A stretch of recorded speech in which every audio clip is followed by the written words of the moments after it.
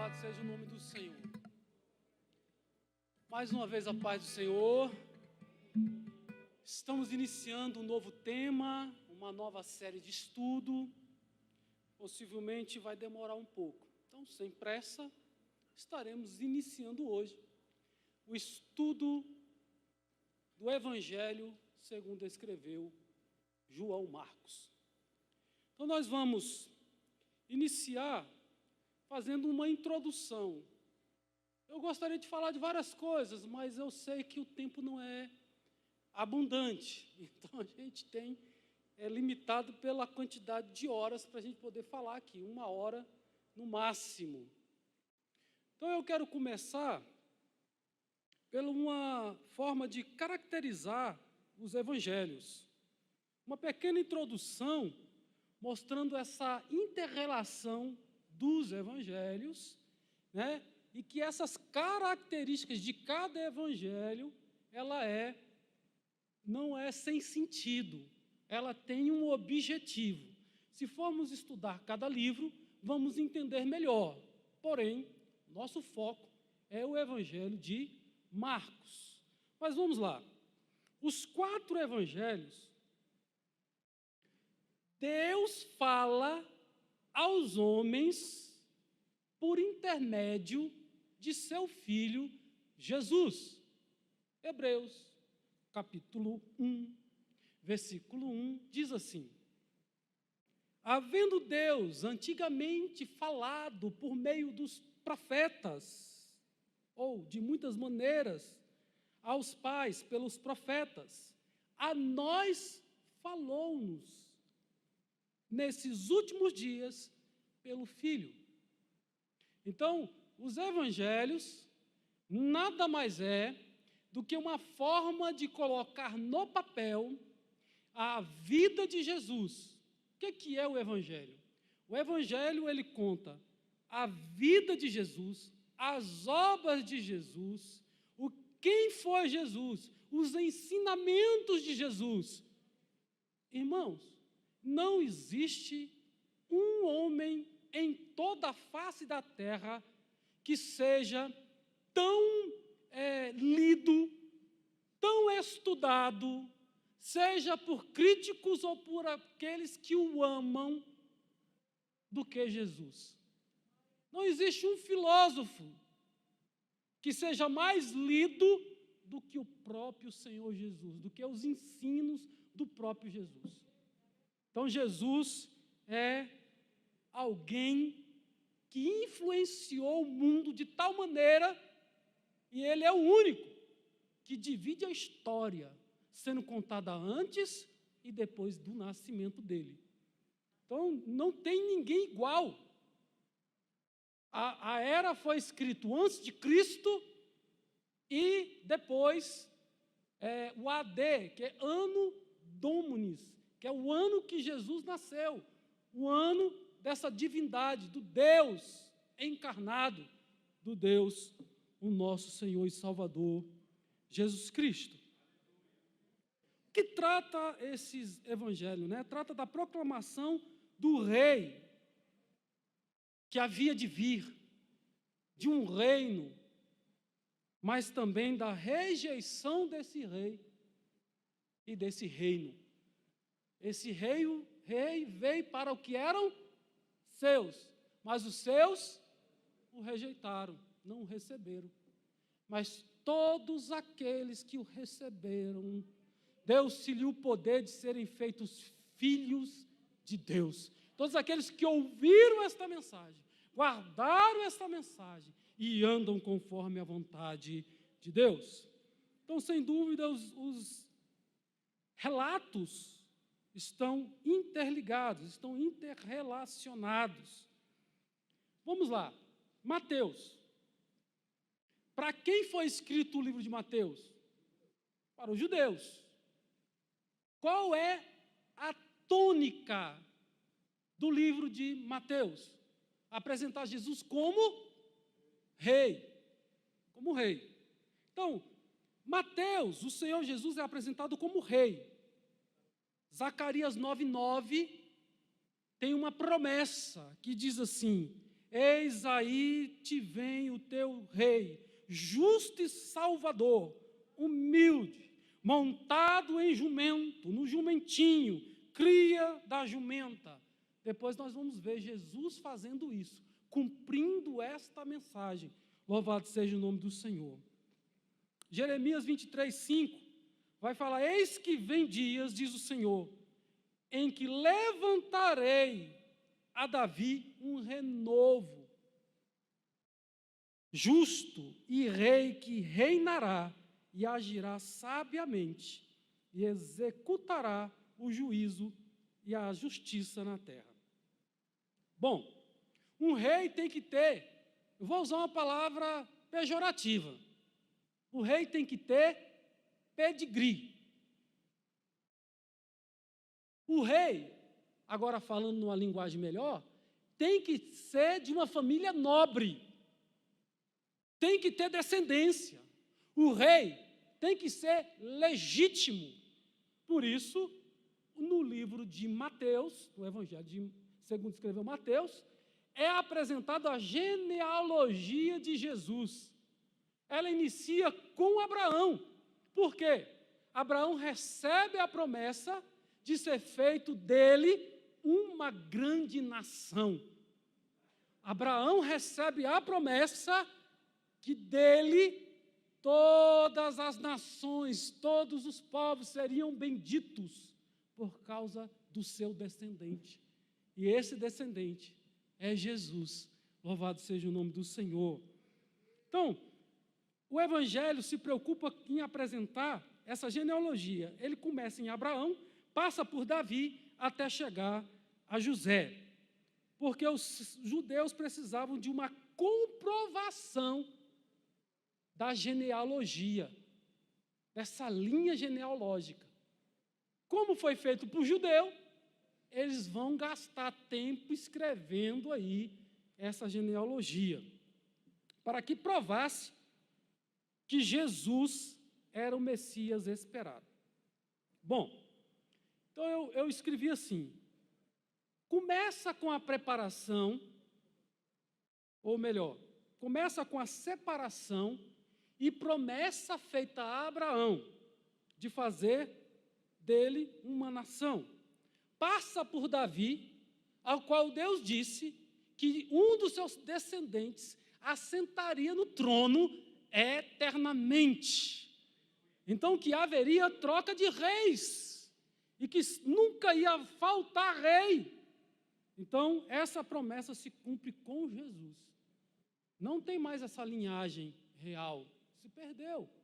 Mas Jesus é o rei prometido que havia de vir. E Jesus reinará nessa terra, ainda na implantação do milênio, depois que a igreja for arrebatada, galardoada, transformada, voltaremos, reinaremos com Ele por período de 1000 anos. Louvado seja o nome do Senhor. Então, Jesus é esse rei eterno. Louvado seja o nome do Senhor. Termina na adoção de José. José adota Jesus como seu filho. Então, o filho adotivo, ele tem os mesmos direitos de um filho natural.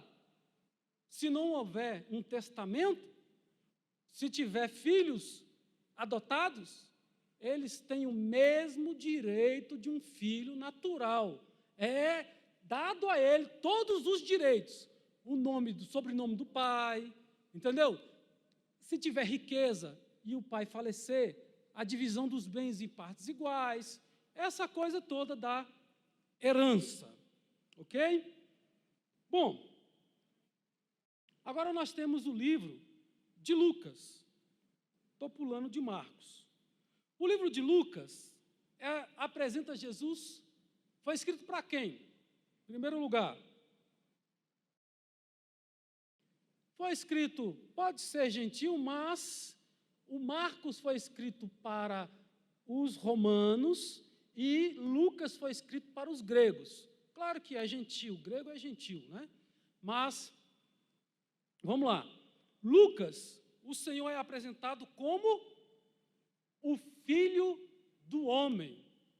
Então, tanto Mateus quanto Lucas apresenta a lista da genealogia. Agora, Marcos e o Evangelho de João, nenhum dos dois vai apresentar a lista de genealogia. Por quê? A gente vai ver daqui a pouco. Então, se ele é o rei prometido, tem que ter linhagem. Se ele é o filho do homem, então quem é o pai dele? Quem é o avô? Então precisa de estar todo escrito. Tá bom? Vamos lá. Ele é, Zacarias 9:12 vai dizer: eis que o homem cujo nome é Renovo, ele brotará do seu lugar e edificará o templo do Senhor. Então Jesus vai derrubar as mesas do cambista, Jesus vai falar: a casa do Senhor é uma casa de oração, não é uma casa para negócio. Então o zelo de Jesus pela obra, pelo nome, o consumirá, diz a palavra do Senhor. Então ele é o Filho do Homem. Essa frase também, o Filho do Homem, ele é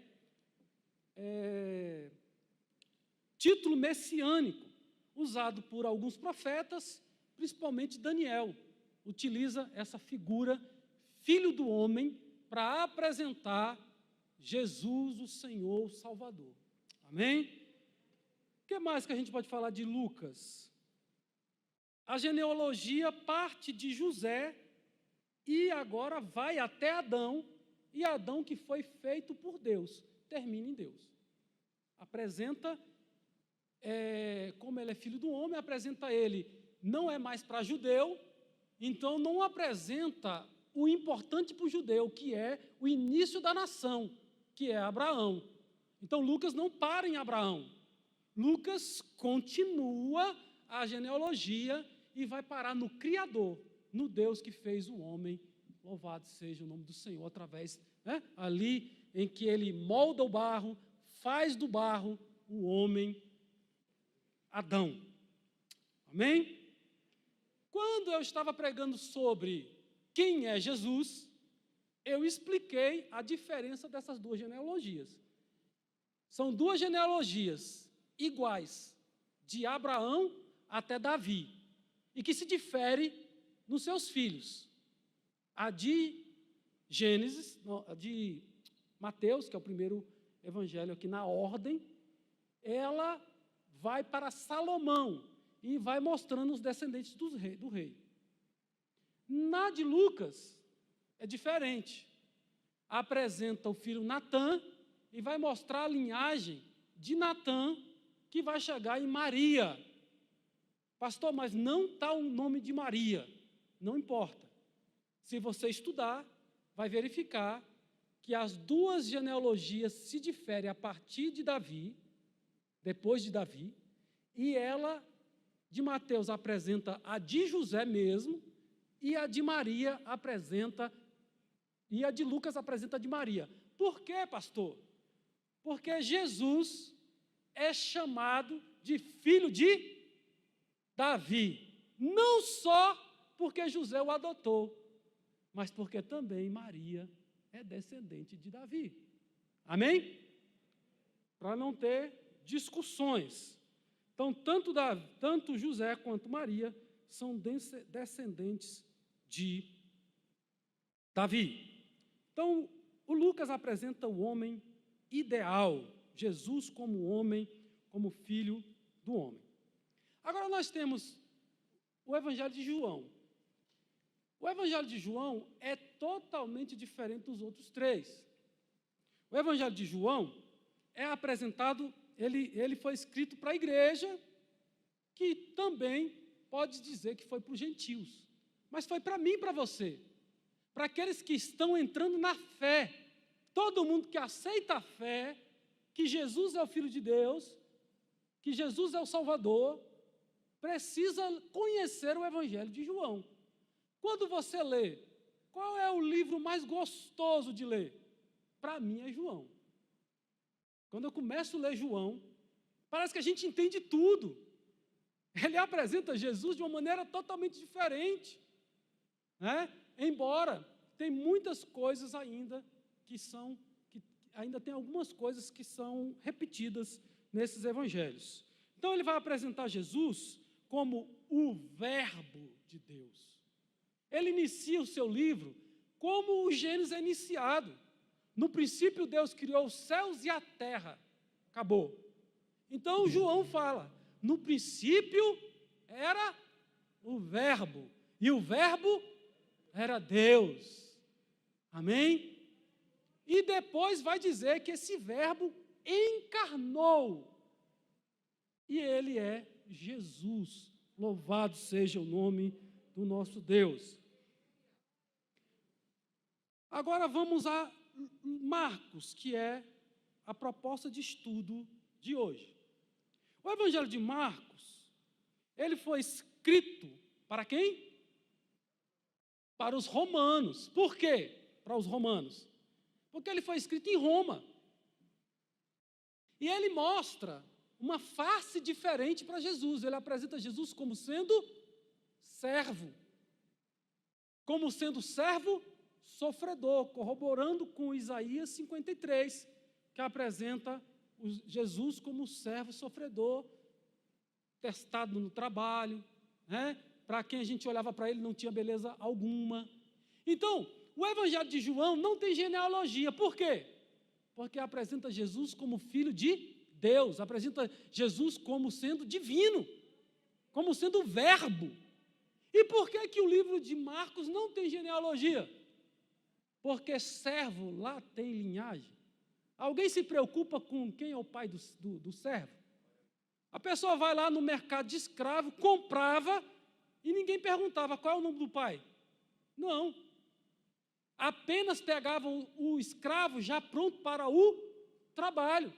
Por isso que Marcos não preocupa em falar do nascimento de Jesus, da infância de Jesus, como Mateus e Lucas fazem. Não se preocupa com isso. Ele vai direto para o batismo. Já apresenta Jesus no batismo, Jesus é tentado, Jesus já começa a fazer milagres. Já mostra o trabalho de Jesus, o sofrimento, as dificuldades que ele enfrentou. Apresenta Jesus totalmente diferente. Isaías capítulo 42, versículo 1 diz assim: Eis aqui o meu servo, a quem sustento, o meu escolhido, a quem a minha alma se compraz. Pus sobre ele o meu espírito, ele vai promulgar o direito para os gentios. Louvado seja o nome do Senhor. Então, o servo não requer genealogia. Jesus é apresentado aqui numa posição de humildade, como sendo servo. Ele mesmo, né, faz um ato, ali no João vai apresentar isso, né? Ele coloca uma toalha no seu corpo, ali, e lava os pés dos discípulos, e fala, para que todos pudessem fazer como ele. Eu sou Senhor e mestre, mas estou lavando os vossos pés. Por quê? Porque eu vim para servir vocês. Jesus apresenta isso. Alguém que veio servir. Louvado seja o nome do Senhor. Então, o servo não tem história para ser contada. Só interessa o seu trabalho, quando já pode, né? Seu senhor já pode lucrar com ele. Tanto que, se o servo fosse criança, ele tinha um valor. Se ele fosse adolescente, o valor dele subia um pouco mais. Mas se ele já estivesse pronto para o trabalho, o seu valor atingiu o máximo, 30 moedas de prata. Então, esse é o preço que Jesus é vendido. No final do seu ministério. Então, Jesus inicia o seu ministério no apogeu da maturidade daquela época. O sacerdote, os levitas, começavam a servir na casa do Senhor aos 30 anos de idade. Por isso, Jesus também começa a servir nessa idade. Então, Marcos já começa na idade dele, já o seu ministério. Como é que começa? Jesus sai do batismo, é levado para o deserto, tentado, e ele já começa a fazer o seu ministério. Amém? Ele é ungido, o Espírito Santo vem sobre ele, e ele recebe autoridade ali no batismo. Então é por aí que Marcos se ocupa em escrever o seu livro. Os 4 evangelhos, na verdade, eles se completam. São 4 relatos de pessoas diferentes. Vamos lá. Quem não conheceu Jesus aqui? Possivelmente só Lucas, dos 4 evangelhos. Possivelmente o João Marcos conheceu Jesus. Não foi um dos seus apóstolos. Nem ele, nem Lucas é apóstolos. Agora, Mateus é um apóstolo de Jesus. E João também é um apóstolo de Jesus. Então, os evangelhos são escritos por pessoas muito próximas. Ou dos apóstolos, porque Lucas ele estava ali no meio, na casa de Maria, junto com Paulo, nas viagens missionárias. Então, Lucas ele está no meio dos apóstolos, ele conhece Pedro, ele conhece os apóstolos, Tiago, e ele vai fazendo pergunta, inquirindo e anotando e fazendo o seu livro. Marcos, ele, apesar de não ser discípulo, possivelmente ele conheceu Jesus. Ele é uma das pessoas que teve contato com os 3 principais anunciadores para os gentios. Quem são? Paulo e Barnabé. É os primeiros a ser enviados. Depois, o próprio Pedro. Também prega em Antioquia, ele vai pregar em outros lugares a palavra de Deus. Amém? Então, na verdade, esses 4 evangelhos são 4 relatos, dos 4 aspectos, das 4 características do ministério de Jesus. Amém? Ele é, como João diz, 100% Deus. E ele é, como Marcos diz, ele é 100% homem, 100% servo. No caso de Lucas também afirma que ele é filho do homem. Amém? Então, nós temos aí esse Jesus que ao mesmo tempo nasce de mulher, no ventre de Maria, mas pelo poder divino, pelo poder celestial, pelo poder do nosso Deus. Louvado seja o nome do Senhor. A estrutura dos 4 evangelhos não é fruto da capacidade humana de ficar inventando história. Irmãos, se você lê as histórias de Sansão não, as histórias de Hércules, ou dos deuses do Olimpo, o que acontece? Você vê alguém ali que é fracassado? Não. A maneira que eles contam a história coloca a pessoa sem defeitos. Se você observar as biografias dos reis, dos Césares, de alguns homens influentes na sociedade, até nos dias de hoje, a sua biografia, geralmente é encomendada por ele mesmo. É ele que pede para escrever a sua biografia.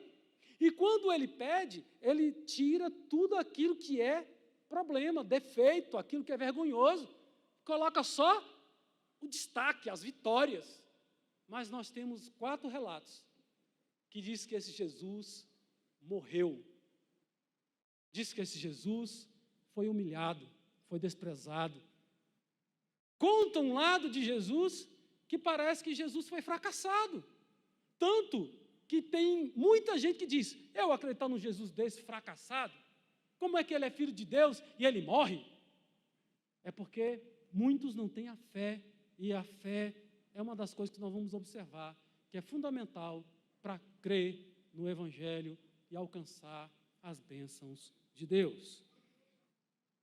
Então eu preciso entender também uma outra coisa. A Bíblia, ela é dividida em 2 partes, Velho ou Antigo Testamento e Novo Testamento, ou Nova Aliança, tá? Eu não posso dizer que a palavra de Deus é velha, Oh, antigo pode até dizer, porque antigo significa que ela tem muitos anos. Mas velho, a palavra de Deus não cai em desuso. A palavra de Deus ela é viva e eficaz de Gênesis a Apocalipse, para corrigir, para nos abençoar. Louvado seja o nome do Senhor. Não posso desprezar o Velho Testamento, porque eu tenho o Novo. Não. O Novo Testamento, os Evangelhos, não é uma nova Bíblia. Faz parte da mesma Bíblia. É uma continuação da história.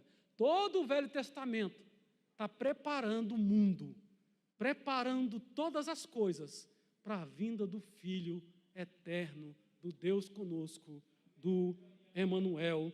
Louvado seja o nome do Senhor.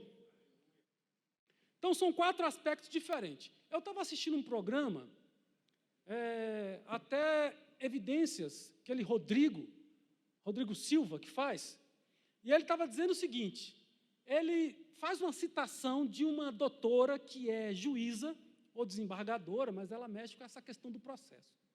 Ela diz o seguinte, que quando você escuta mais de uma testemunha, a testemunha contar a mesma história, tintim por tintim, o que quer dizer isso? Não quer dizer que é verdade. Sabe o que quer dizer? Foi combinado. Daí é policial, eu também fui policial, nós fomos policiais, né, o Hélio, durante muitos anos. Então, quando você escuta um depoimento, e ele é exatamente igual ao do outro, a guarnição combinou o seu depoimento. É quase impossível não ter coisas diferentes. Então, nós vamos ter similitudes, com certeza. Os 3 evangelhos, por causa da similitude, é chamado de sinótico, que significa o quê? Mesma visão, mesma ótica, sinótico, a palavra ótico de visão. Então, semelhança de visão, de olhar, mesmo olhar, eles estão olhando na mesma direção. O Evangelho de João é um evangelho totalmente à parte, realmente totalmente diferente dos outros 3. Como eu disse, os 4 evangelhos são complementares. Em João, ele mostra Jesus participando de 3 Páscoas, coisa que os outros evangelhos não mostram as 3 Páscoas. Então, o livro de João, embora não se preocupou com a parte cronológica, ele apresenta Jesus as 3 vezes como no seu ministério, indo ao templo. Então, são 3 vezes que Jesus aparece lá. Amém? Então, 3 Páscoas que Jesus participa. A última, todos sabem que ele toma antecipadamente. Tá bom? Isso aí a gente vai entrar em outro momento. Qual é o autor do livro? Talvez você se surpreendeu quando eu disse que era o Evangelho segundo escreveu João Marcos. Porque João Marcos é o nome do autor. João Marcos, quem é João Marcos? É isso que nós vamos ver agora. Primeiro, comparação entre os 4 evangelhos. Para eu entrar no estudo de Marcos, eu preciso fazer essa propositura. E agora nós vamos ver quem é Marcos. Quem a Bíblia diz quem é Marcos, tá bom? Os judeus, a igreja, ele culpa a igreja, os crentes, dessa nova doutrina que o próprio judeu estava longe, diferenciando aí um pouco, né? Aí, os costumes da igreja, diferente do costume judaico. Não é isso? Então, dizem que é depois que botaram fogo e antes da queda de Jerusalém no ano de 70. Então, o Pedro, ele morre ali no ano 66, 67. Então, passa a ser que o seu livro, tem quem diga que o livro ficou pronto depois que ele morreu, no ano 69, e quem diga que foi bem no final da sua vida mesmo, ali no ano de 65. Então, vamos ficar aí com essa data provável do ano 65 antes de Cristo. Há algumas pessoas que dizem que Mateus foi escrito primeiro. Quem acha isso, coloca o livro de Mateus no ano de 40 e pouco. O que eu quero mostrar para os irmãos é que todos os 4 evangelhos foram escritos depois que Jesus morreu e perto do período. Ano 60 e pouco, Jesus morreu no ano 33. Na verdade, 37, 38, por ali, que Jesus morreu. Jesus tinha 33 anos, há um erro daquela pessoa que fez o calendário, antes de Cristo e depois de Cristo, mais ou menos de 4 a 6 anos. O nascimento de Jesus teria sido de 4 a 6 anos antes de Cristo. Amém? Não é fruto do nosso estudo, mas só para esclarecer. Agora estão entendendo quem é Marcos? Sim ou não? Irmãos, o Evangelho de Marcos, ele não tinha o nome de Evangelho de Marcos. Os outros livros também não tinham nome de Mateus, mas eles colocaram o nome de quem escreveu o livro no Evangelho. O Evangelho é chamado no singular, porque, na verdade, os 4 não são 4 evangelhos. Na verdade, os 4 é um evangelho. Eles se complementam, se completam. Amém? Aí nós vamos ver, irmãos, citações que dizem que eu vou pular essa parte, porque senão a gente não vai chegar no objetivo da lição hoje. Deixa isso aqui de lado. Nós vamos ver Papias falando que quem escreveu o livro de Marcos é o próprio João Marcos. Nós vamos ver Irineu, Papias no ano 130, Irineu no ano 200 e pouco, e o Eusébio contando essa história no ano de 400, no 4º século, contando que desde o 1º século já sabia que foi Marcos que escreveu, João Marcos, que escreveu o 2º evangelho que está aí na sequência do Novo Testamento. Amém? Marcos 1, versículo 1. Princípio do Evangelho de Jesus Cristo, o Filho de Deus. Marcos diz que o que ele vai contar é o Evangelho de Jesus. O que significa a palavra Evangelho? Boas novas. Então, a palavra boas novas, a palavra evangelho, representa boas novas, uma notícia. Essas boas novas eram conhecidas do pessoal de Roma. Por isso ele usa a palavra evangelho. Existe uma outra palavra no hebraico que fala boas novas. Mas como o Novo Testamento foi escrito em grego, a palavra evangelho aparece de 77 a 100 vezes no Novo Testamento. Apenas 12 vezes nos evangelhos. 4 vezes em Mateus e 8 vezes no livro de Marcos que nós estamos estudando. Essa palavra de boas novas, o evangelho. O que é o evangelho? Era uma palavra conhecida. Eu não vou, talvez, encontrar aqui, mas acho que tem aqui. O termo evangelho, ele também teve significado especial para aqueles que estão fora do judaísmo. No judaísmo, nós vamos ver Isaías 40, versículo 9 em diante, diz assim: Tu, anunciador de boas novas. Aqui no original hebraico, não é a palavra evangelho, não é a palavra euginelon, é uma palavra, eu não estou aqui para ficar falando grego, eu quero falar em português mesmo. A palavra, no original, evangelho, significa boas novas. Então, no Velho Testamento, nós temos algumas palavras em Salmos, em Isaías, que fala do evangelho, que fala de boas novas nesse sentido. Então havia promessa de Deus que haveria alguém que ia anunciar boas notícias.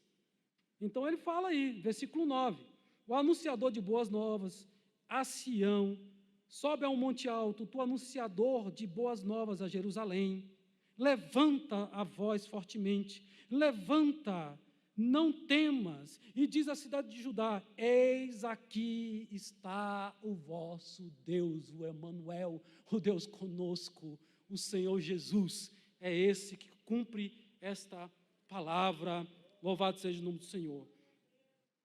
Isaías 52, versículo 7, quão suaves são os montes, os pés dos que anunciam as boas novas, que faz ouvir a paz, que anuncia o bem, que faz ouvir a salvação, que diz a Sião: o teu rei, o teu Deus reina. O teu rei reina. A mensagem do Evangelho é: o reino de Deus está no meio de vós. Deus reina.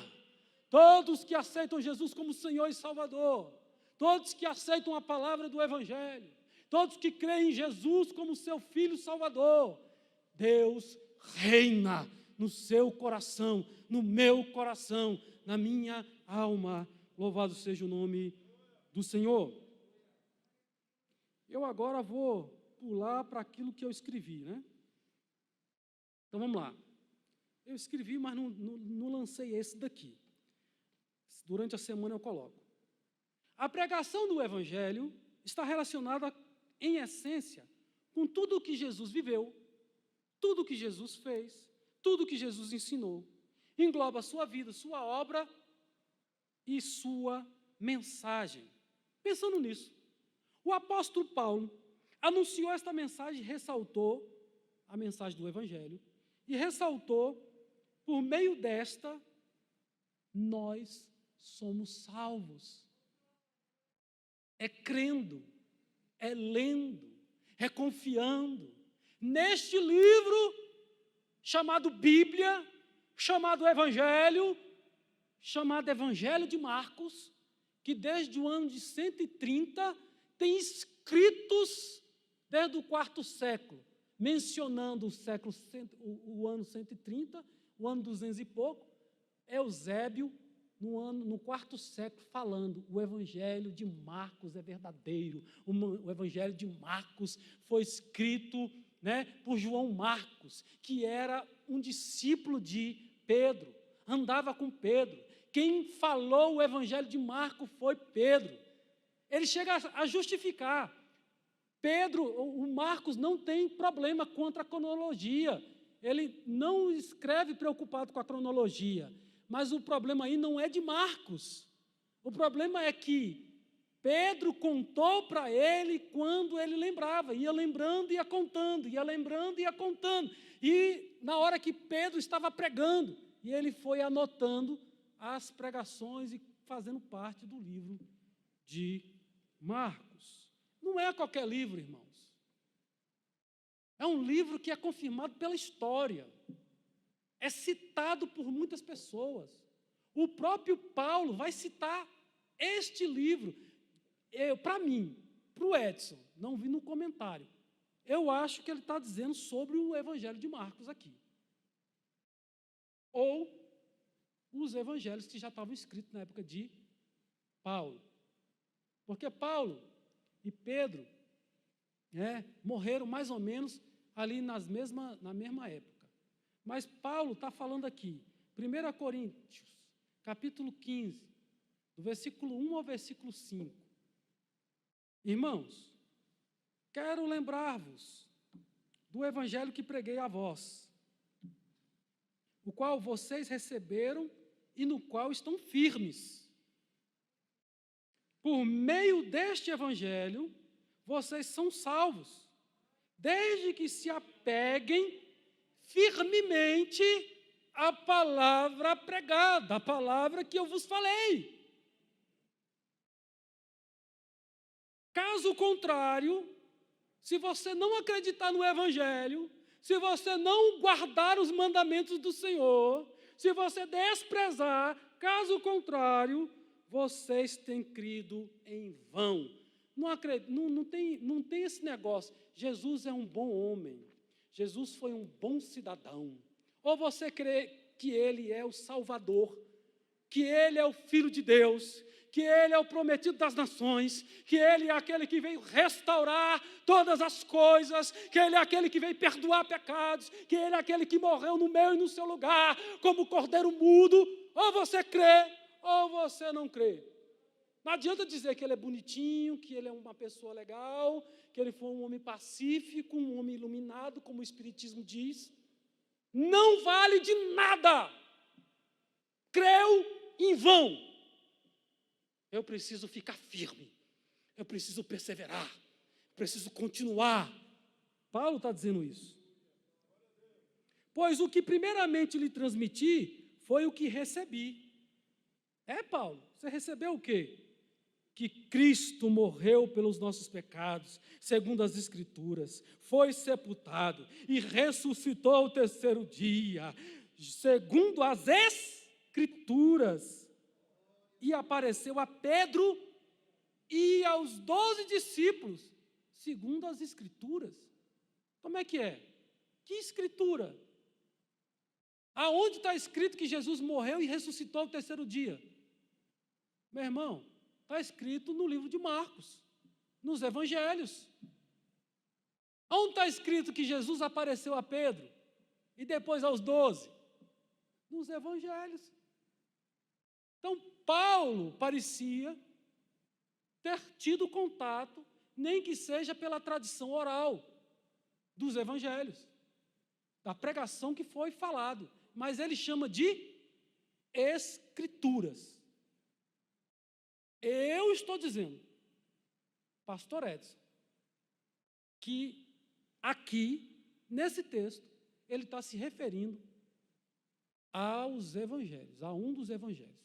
Existia alguns que dizem que o Evangelho de Marcos tinha os escritos, que é mais antigo do que Marcos, e que Marcos utilizou. Chamam de fonte Q. Na teologia, é chamado de fonte Q. Então, Paulo pode estar se referindo, no mínimo, a essa fonte a qual o Marcos utilizou para fazer o seu livro, mas que falava da vida, da obra, da morte, da vida de Jesus. Então, o apóstolo Paulo anunciou que esta mensagem, o Evangelho, é por meio dele que nós somos salvos. E sob uma condição, se permanecermos firmes, guardando a sua palavra. Paulo resume aqui, nesses 5 versículos, aqui nos últimos versículos principalmente, a mensagem do Evangelho, com o anúncio da morte, sepultamento, ressurreição e aparição de Cristo Jesus, confirmando assim a mensagem dos apóstolos, louvado seja o nome do Senhor. Amém? Então, Paulo conviveu com os apóstolos. A mensagem que escrevi hoje, vou tentar ler rápido, já estou encerrando, irmãos, mas só para finalizar, vou ler só mais uma mensagem, a outra fica para a próxima semana. O Evangelho, ele não foi feito para você decorar, apenas aprender as suas letras. Não estamos aqui, esta noite, iniciando o estudo do Evangelho, segundo escreveu João Marcos, para que você tenha um conhecimento intelectual. Não. Eu escrevi na nossa mensagem que mandei aí, né? O Evangelho precisa ser vivido, e não apenas aprendido ou decorado, pois a sua mensagem é a única palavra de esperança que pode salvar o homem. É a palavra da salvação. Quando Jesus falava, até mesmo quando o seu discurso era duro, pesado, num desses discursos seus discípulos falaram. E a Bíblia diz que muitos dos seus discípulos foram embora, não os 12. Aqueles que ouviam Jesus tinham mais discípulos. Nós temos ali os discípulos, 70, 500 viram a ascensão de Jesus. Então, esses discípulos que estavam escutando, quando Jesus apertou a palavra, o povo começou a vazar, o pessoal foi embora, deixou Jesus praticamente sozinho com os 12. Você acha que Jesus não foi rejeitado? Que a mensagem de Jesus, que é a mensagem de Deus, do Filho de Deus, as pessoas não tampavam o ouvido para não escutar. Você acha que é só a do pastor Edson que os outros boicotam? A de Jesus eles fizeram isso, boicotaram. O que aconteceu? Os 12 discípulos, Jesus falou para eles assim: e vocês, também não querem ir embora também não? Aí Pedro diz: somente tu tens as palavras de salvação. Para onde iremos? Só o Senhor tem as boas novas. Só o Senhor tem a palavra do Evangelho. Creia nestas palavras. Estas palavras é que pode dar salvação para você. Se você não valorizava, se você nunca leu os Evangelhos, se você nunca leu a Bíblia, trate de lê-la, porque cuidais nela ter a vida eterna. Não leia e seja enganado, seja levado por vento de doutrinas, seja arrebatado pelo mundanismo. A mensagem do Evangelho precisa estar no âmago da nossa alma, precisa ser entronizada no nosso coração. O Evangelho tem tudo a ver com Cristo. Quem é crente tem que seguir a Cristo. Quem se diz cristão tem que saber que Jesus nasceu, a forma que ele nasceu, milagrosa. Tem que saber que ele viveu neste mundo. Tem que saber que a sua mensagem foi poderosa. Tem que saber que a mensagem dele mexeu com a estrutura daqueles que já estavam no poder. Foram sacudidos. Mas aqueles que quiseram se render a ele, receberam a promessa da salvação. Receberam a vida eterna. Receberam perdão dos seus pecados. A única forma de entrarmos na presença de Deus é com a palavra do Evangelho. Porque a palavra do Evangelho, se eu não crer nela, eu não creio em Jesus.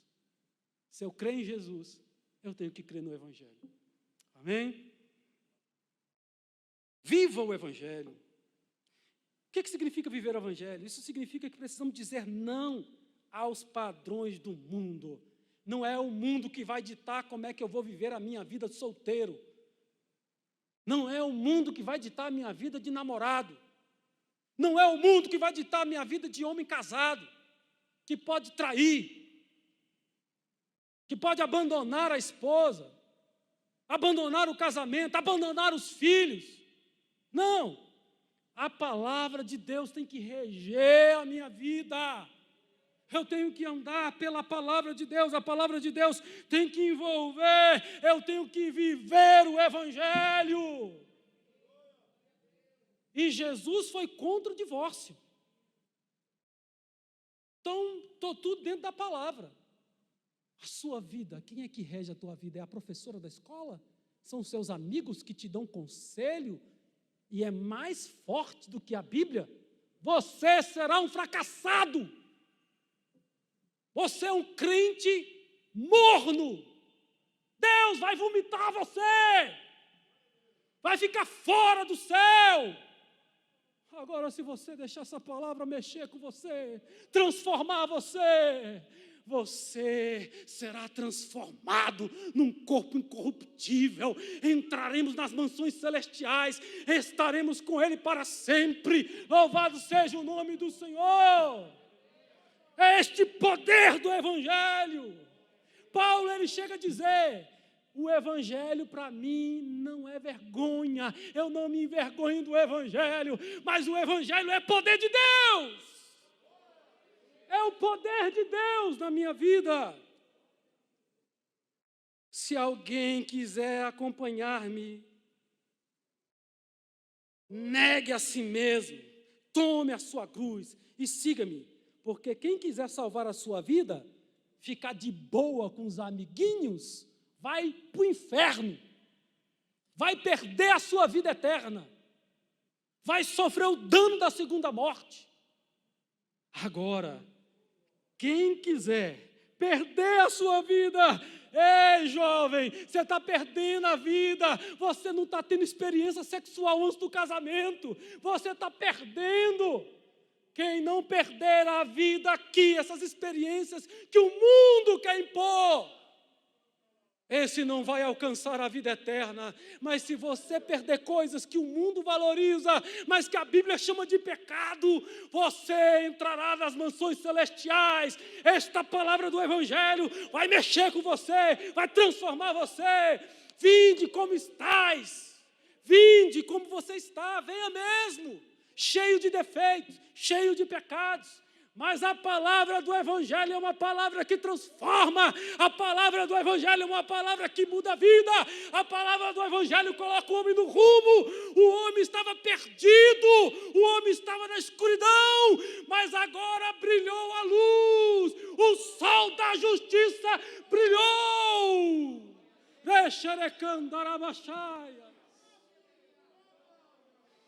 A luz de Deus brilhou nos homens.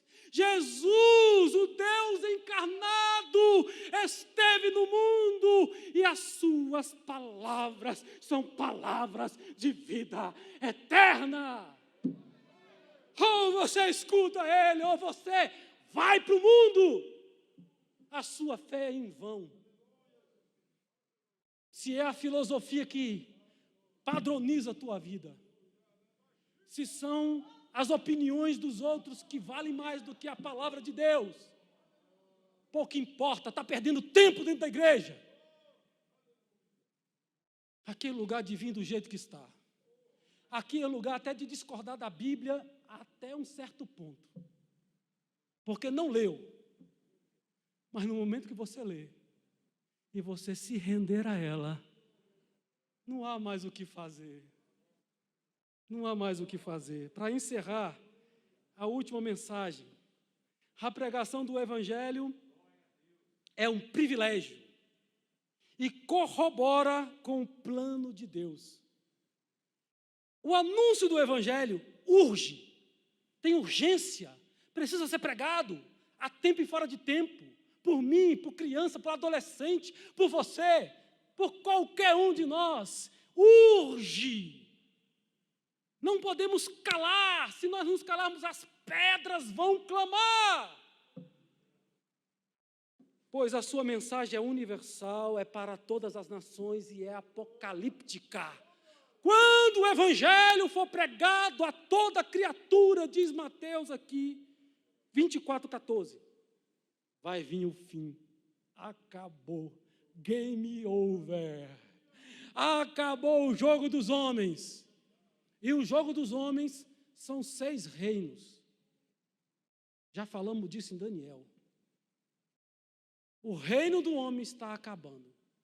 O anticristo ainda faz parte do 6º reino, do 4º animal, do 4º material da estátua de Nabucodonosor, ferro com dedos misturados de barro. Mas da cabeça do 4º animal, que é o Império Romano, vai cair 3 chifres e vai surgir um que é o anticristo e vai estar no domínio do Império Romano. É ali mesmo. Ah, mas acabou o Império Romano. Não te preocupas. As nações se unirão, levantarão e vai surgir um homem que vai dar solução para as coisas humanas. Esse é o anticristo e está chegando a hora. Estamos finalizando o tempo para que possa vir a vinda do Senhor Jesus. O Evangelho é tão extraordinário e ao mesmo tempo tão simples. É extraordinário por quê, pastor? Porque Deus, o poder de Deus permeia toda a sua mensagem. É Deus puro. É Deus na vida de Jesus. É o Espírito Santo habitando corporalmente em Cristo.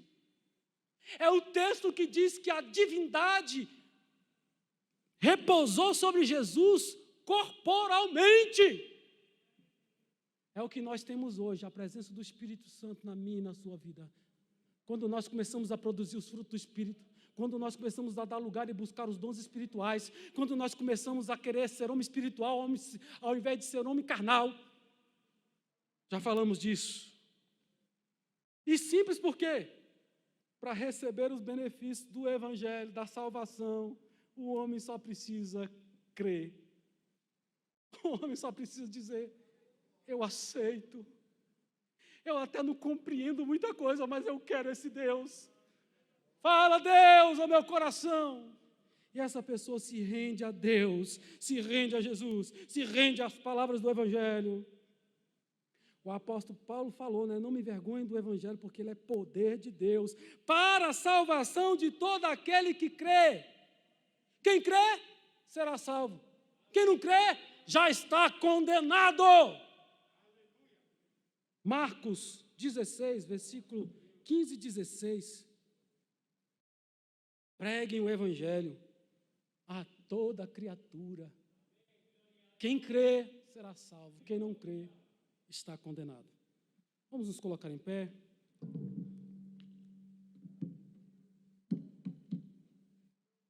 O intuito, acho que foi alcançado hoje.